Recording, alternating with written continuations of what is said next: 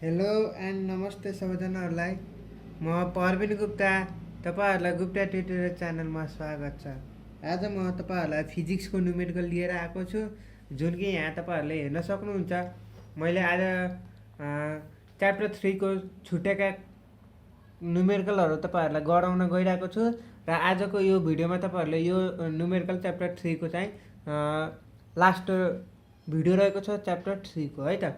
जुन कि तपाईँहरूले योभन्दा अगाडिको तपाईँहरूले डी ब्रोग्ली हाइपोथेसिसको तिनीहरूको फर्मुला युज गरेर तपाईँहरूले न्युमेरिकल मैले गरेको थिएँ, तपाईँहरूले हेर्नुभयो होला अभियसली। र आजको भिडियोमा म तपाईँहरूलाई केही छुटेका क्वेसनहरू न्युमेरिकलहरू तपाईँहरूलाई गराउन गइरहेको छु। यदि मेरो च्यानलमा नयाँ हुनुहुन्छ भने सब्सक्राइब गर्नुभएको छैन भने सब्सक्राइब गर्नु होला, लाइक शेयर कमेन्ट गर्नु होला। So let start the video. यहाँ हेर्न सक्नुहुन्छ सबभन्दा पहिला an alpha particle is emitted from a nucleus with an energy of 5 MeV। सुरुमा तपाईँहरूको अल्फा पार्टिकल चाहिँ an alpha particle is emitted from a nucleus रे एउटा न्युक्लियसबाट अल्फा पार्टिकल इमिटेड भएको छ विथ अ इनर्जी, जुन कि तपाईँहरूको इनर्जी 5 MeV रहेको छ। 5 MeV छ भने यसलाई तपाईँहरूलाई सिम्पली तपाईँहरूले जुलमा कन्भर्ट गर्नुहोस् त। मैले हेर्नुहोस् तपाईँहरूलाई मैले इनर्जीमा 5 MeV लाई जुलमा कन्भर्ट गरेको छु। कसरी? पहिला 5 MeV छ नि, यसलाई यमलाई इभीमा लैजाँदा सिम्पली तपाईँहरूलाई 10 को पावर 6 ले मल्टिप्लाई गर्नुहुन्छ भने त्यो इभीमा जान्छ।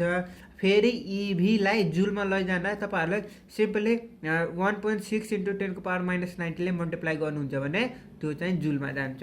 यो चाहिँ तपाईँहरूलाई यम इभी थाहा थिएन, तर यदि तपाईँहरूलाई 5 EV लाई जुलमा लैजा भनेर भन्यो भने तपाईँहरूलाई थाहा नै होला। योभन्दा अगाडिको भिडियो तपाईँहरूले हेरिसक्नुभयो होला है त। र यो मैले त्यही गरेको छु। यसलाई यमलाई पहिला इभीमा लगेको छु, × 10 को पावर 6 गरेर इभीमा गयो।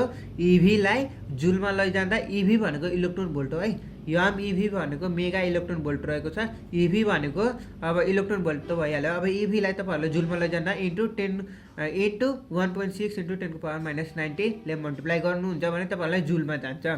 त्यस्तै गरी तपाईँहरूलाई के सोधेको छ हेर्नुहोस् त। Calculate the wavelength of an alpha particle. Alpha पार्टिकलको वेभलेन्थ निकाल भनेर सोधेको छ, जुन कि ल्याम्डा अल्फा भनेको वाट रहेको छ। यहाँ हेर्नुहोस् मैले त्यही गरेको छु।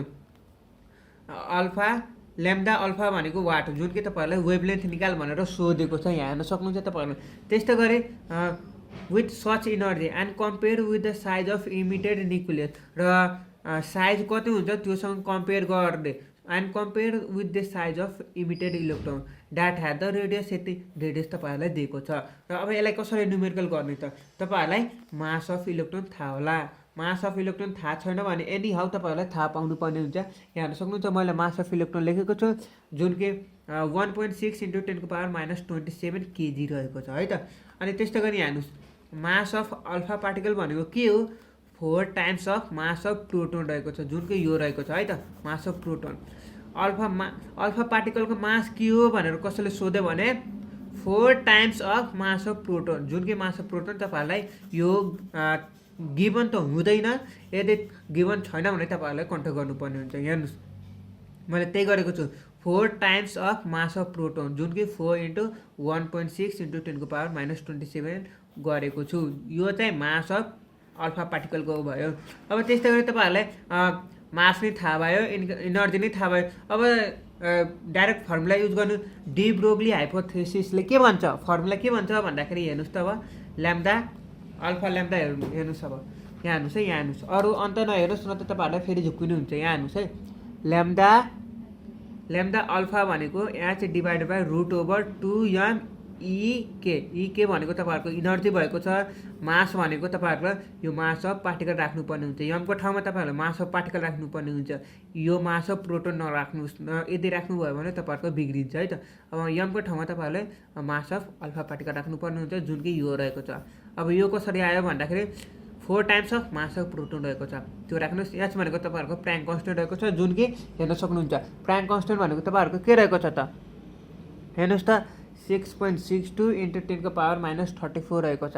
त्यस्तै गरी डिभाइड बाई रुट ओभर, होलको रुट ओभर यहाँ हेर्नुहोस् त 2 को 2 भयो। यमको ठाउँमा हेर्नुहोस् त मैले 4 इन्टु यति यो पुरै राखेँ मासको पार्टिकल, मासको अल्फा पार्टिकलको मास हेर्नुहोस् त 4 इन्टु 1.6 इन्टु 10⁻27 इन्टु इनर्जीको त निकाल्नु परेन, इनर्जीको हाम्रो यो पुरै लेखेको छु है त, इनर्जीको यो पुरै।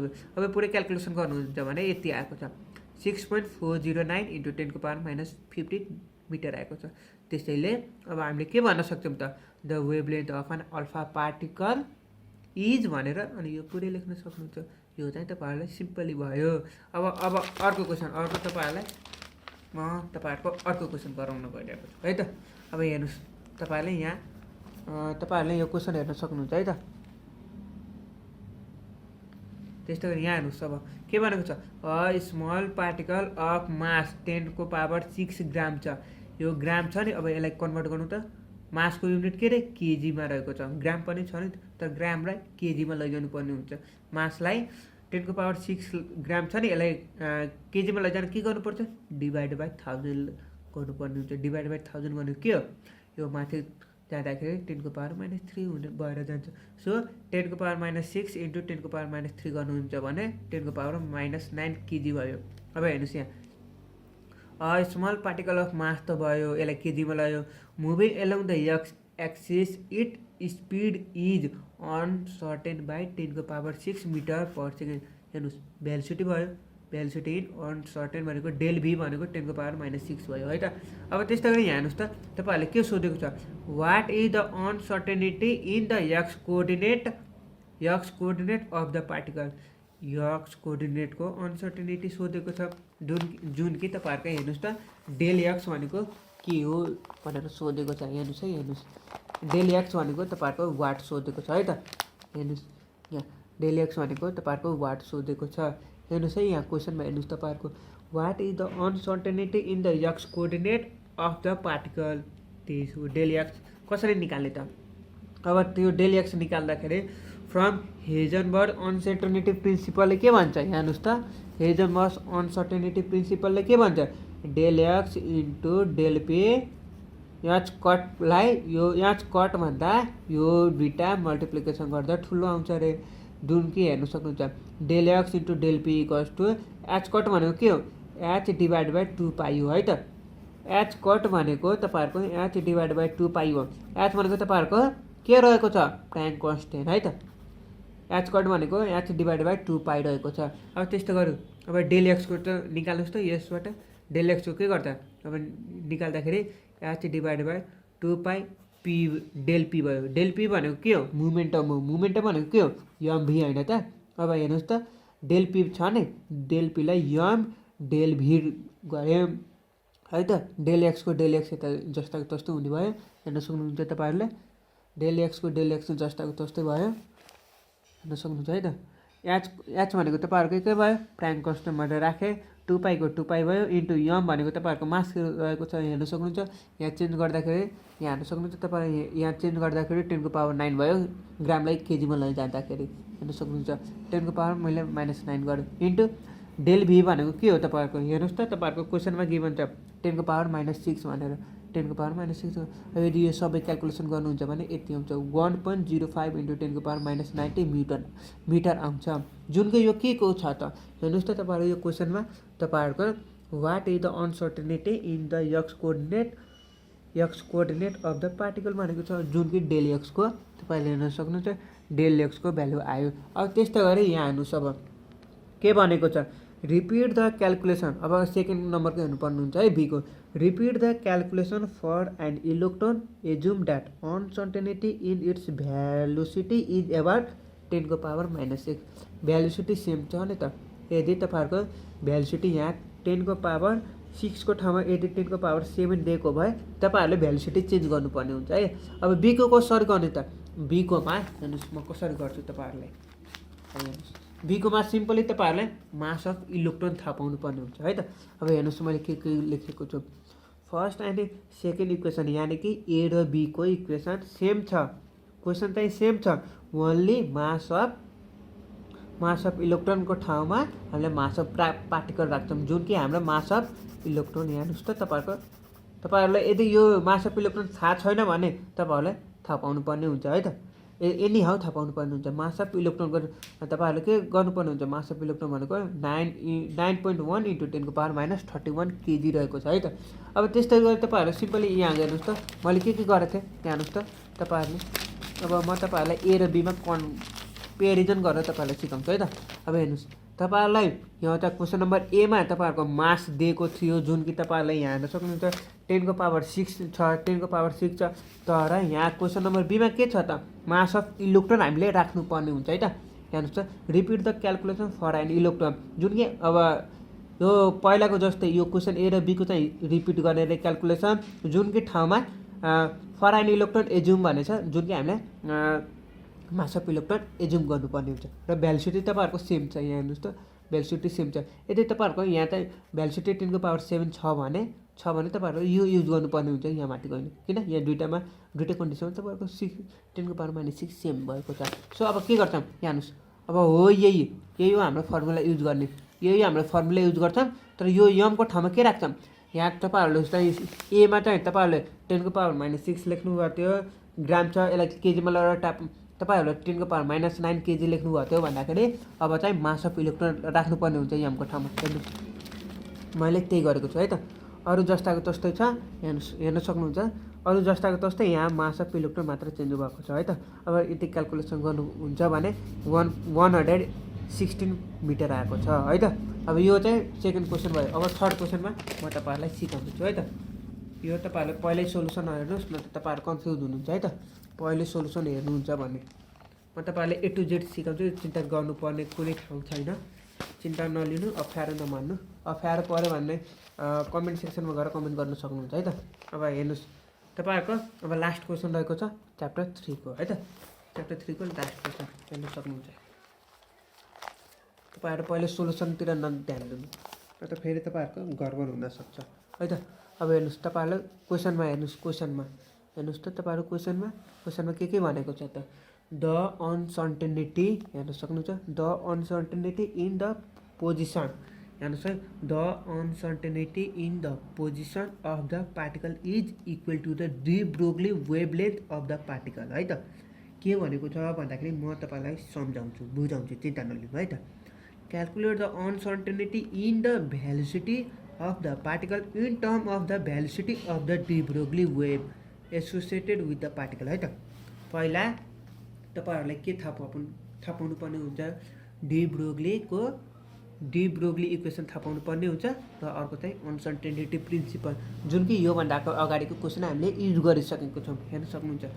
यो चाहिँ तपाईँहरूको अनसर्टेनिटी प्रिन्सिपल त हो नि, हेर्न सक्नुहुन्छ।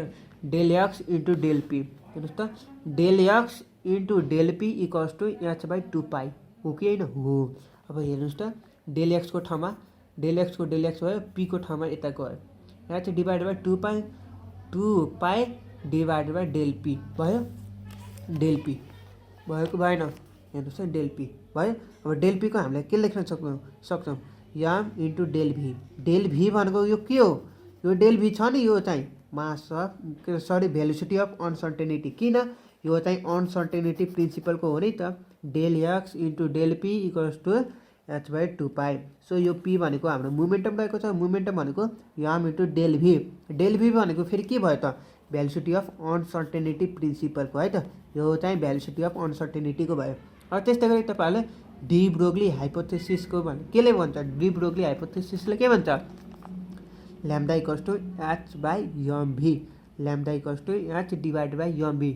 भी भनेको के हो फेरि, भेलोसिटी अफ डी ब्रोग्लीको भेलोसिटी रहेको छ। यो भी भनेको भेलोसिटी अफ डी ब्रोग्ली रहेको छ है त।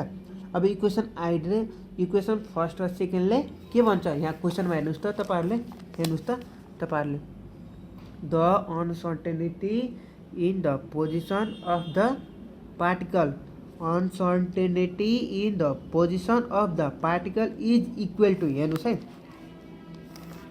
अनसर्टेनिटीको position of the particle is equal to the de Broglie wavelength. यसको मतलब के भयो, हो यो इक्वल्स टु यो भयो है। यो चाहिँ अब अनसर्टेनिटीको भयो कि भएन, यो चाहिँ यहाँ अनसर्टेनिटीको भयो, यो चाहिँ तपाईँहरूको डी ब्रोग्लीको भयो र यो इक्वल छ कुनले भन्छ क्वेसनले भन्छ है यहाँ हेर्नुहोस् तपाईँहरूले the uncertainty in the position of the particle is equal to the de Broglie wavelength of the particle मैले त्यही गरेँ क्वेसनले जे भन्यो मैले त्यही गरेको है त हेर्नुहोस् h/2π यम भी यम डेल भी हेर्नुहोस् according to the question equation आइरह फर्स्ट र सेकेन्ड इक्वल भयो यहाँ चाहिँ divide by 2π M del V equals to h divide by M V यो h र यो h काट्यो यम र यम काट्यो त्यसै गरी अब यहाँ हेर्नुहोस् क्वेसनले के भनेको छ calculate the uncertainty in the velocity अनसर्टेनिटीको भ्यालुसिटी क्यालकुलेट गरे जुन कि डेल भी रहेको छ यो डेल भीको हेर्नुहोस् त तपाईँहरूले यो डेल भीको क्यालकुलेट गर्ने यहीँ हेर्नुहोस् क्वेसनमा के भनेको छ calculate the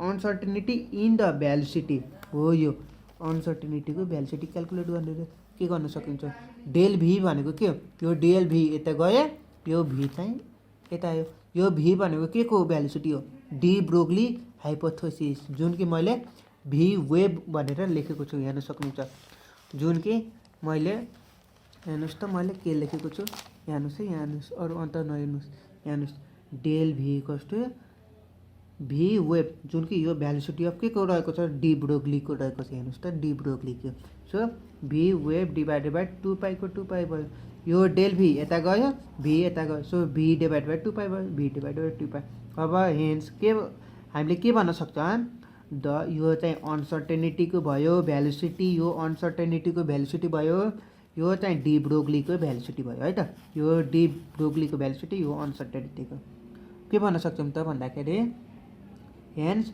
the uncertainty in the velocity हो यो अनसर्टेनिटीको velocity is equal to the 1/2π times velocity of the de Broglie हेर्नुहोस् त डेल भी को अनसर्टेनिटीको velocity is equal to the 1/2π times velocity of the de Broglie त्यही भएन त हेर्नुहोस् त यो भनेको हाम्रो डी ब्रोग्लीको भ्यालुसिटी हो सो यसरी आज हामीले यो तीनटा क्वेसन सल्भ गऱ्यौँ जुन कि यो तीनटा क्वेसन टियुमा सोधेको छ यदि तपाईँहरूलाई कुनै पनि डाउट आयो भने कमेन्ट सेक्सनमा गएर कमेन्ट गर्न सक्नुहुन्छ यदि तपाईँहरूलाई केही प्रब्लम छ भने मलाई सोध्नु पनि सक्नुहुन्छ so thank you guys watching this video यदि मेरो च्यानलमा नयाँ हुनुहुन्छ भने सब्सक्राइब गर्नुभएको छैन भने सब्सक्राइब गर्नु होला लाइक सेयर कमेन्ट गर्नु होला so thank you guys watching this video